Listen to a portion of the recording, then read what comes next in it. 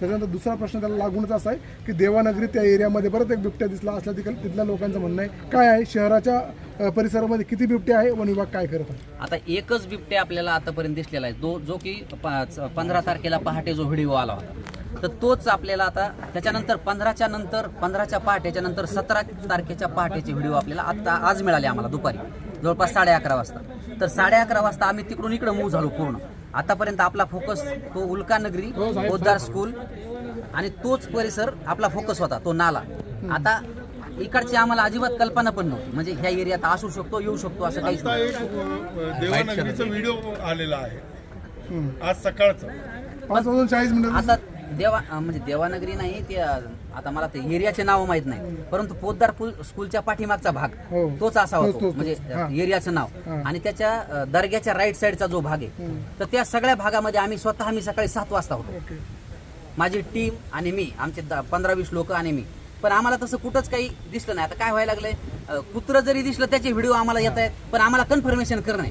प्रत्येक ठिकाणी मी जातोय स्वतः, माझी सगळी टीम जाते, आम्ही कन्फर्मेशन करतोय, लोकांना आश्वस्त करतोय की हे कुत्रे, हा बिबट्या नाही. काही ठिकाणी स्टॅच्यूचे सुद्धा फोटो येत आहेत आम्हाला. शहानूर एक व्हिडिओ आहे पाहिलेला आपण, पण कुठला खरं आहे का नाही? रोझन मधून जे एक व्हिडिओ दाखवलेला आहे, रोजन मधला कन्फर्म झालाय ना ते, आम्ही स्वतः सांगायला नाही ते कुत्रा आहे, तो व्हिडिओ आला, स्पष्ट व्हिडिओ आला, एकच मिनिट तुम्हाला मी याच्यात दाखवू का तुम्हाला? शूटिंग करायला नाही करायला होतं त्याच्यात आहे ना, त्यांनी आता जस्ट आला मला तो आता. अधिकृत पाठवला त्यांनीच आम्हाला. कुत्रा आहे आणि आधी त्यांनीच पाठवलं. हे तुम्ही कॅमेरात झूम करा तुमचा, याच्यात हे कुत्रा आहे तुम्हाला आता दिसेल पण आता पुढे गेलेला त्याच टायमिंग बघा ना, हाच आहे.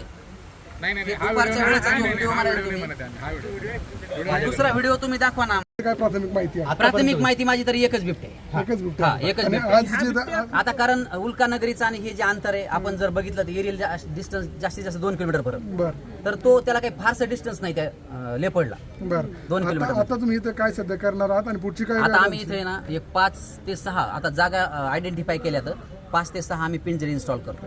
आमची एक गाडी, रेस्क्यूची व्हॅन, त्याच्या पाठीमागे पिंजरा, ही सगळी टीम सज्ज आहे. 3 टीम आहेत माझ्याकडे रेस्क्यूच्या आता सध्या, आर्मीचे पण लोक आहेत.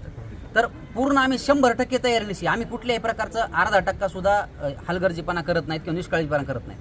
त्याच्यामुळे आमचे शर्तीचे प्रयत्न चालू आहेत हे सगळं, म्हणजे त्याला पकडण्यासाठी. तुमचा काही आदिवास त्याला सांगता येईल का या एरियात? आदिवास हा नॅचरल आदिवास नाहीच आहे बिबट्याचा, कारण हा आपण हार्ट ऑफ द सिटी आहे, उल्कानगरी पण हार्ट ऑफ द सिटी आहे. याच्या अगोदर मी हे सांगितलेलं की हा आदिवास नाहीये बिबट्याचा, हा चुकून आलेला असावा.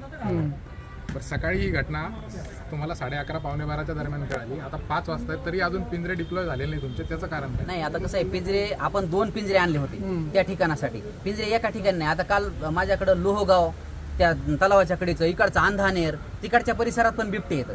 रात्री मला 5 कॉल आहेत बिबट्याच्या वेगवेगळ्या ठिकाणापासून. ते ठिकाणची आता आम्हाला उचलून आण नाही, तर ती आमच्या गाड्या गेल्यात. आता एक समजा अर्ध्या तासामध्ये सगळे पोहोचतील. किती पिंजरे आले आता 5 पिंजरे. लोकांना काय आव्हान आहे?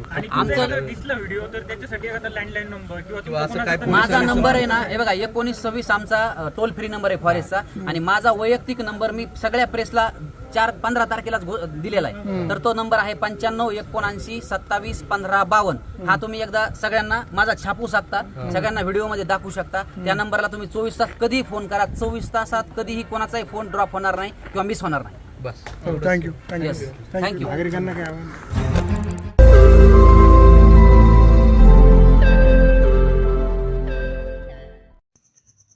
रोज नई खबरों को देखने के लिए हमारे औरंगाबाद समाचार चैनल को सब्सक्राइब कीजिए और नोटिफिकेशन पाने के लिए हमारे बेल आइकन को दबाइए ताकि हर खबर की नोटिफिकेशन आपको मिलती रहे।